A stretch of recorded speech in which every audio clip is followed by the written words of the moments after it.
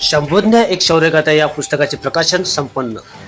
पुणे दिनांक 4 जानेवारी 2026 रोजी सायंकाळी 5 वाजता पुणा मर्चंट चेंबर, व्यापार भवन सी, 50 मार्केट यार्ड, गुलटेकडी येथे लेखक श्री कृष्णकांत गणपत देसाई यांचं मराठीतील महत्त्वपूर्ण ऐतिहासिक व वैचारिक ग्रंथ शंभूज्ञ एक शौर्यगाथा या नावाने प्रकाशन झाले.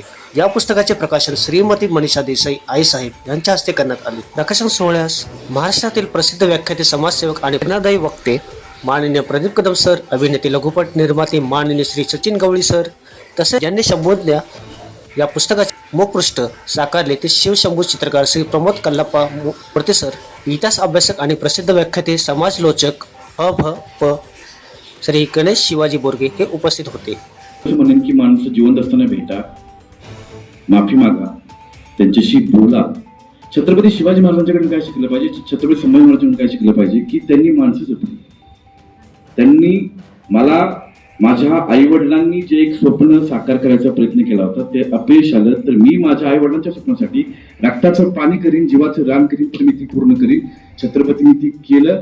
6 जून 1674 छत्रपती शिवाजी महाराज छत्रपती झाले आणि संपूर्ण जगाला दखल घ्यायला भाग पडले. आपल्या सगळ्यांना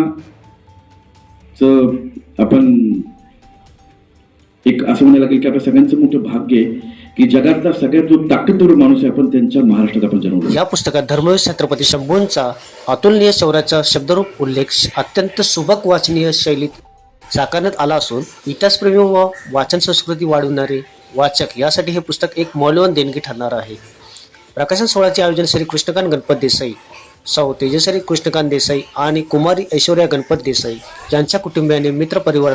कार्यक्रमात उपस्थित सर्वांनी पुस्तकाच्या यशस्वी प्रकाशनाचा आनंद व्यक्त केला व आगामी काळातही अशा ऐतिहासिक साहित्याला प्रोत्साहन देण्याचे प्रतिपादन केले. कार्यक्रमाचे सूत्रसंचालन कुमारी आरती यशवंत कुंभार यांनी केले. शंभूज्ञ एक शौर्यगाथा हे पुस्तक आता उपलब्ध असून इतिहासप्रेमी व वाचनाचे रसिक या ग्रंथाचे स्वागत करीत आहोत. या अपडेटसाठी मुख्य संपादक विराट कदमसह पुणे प्रतिनिधी प्रशांत देवके, पुणे.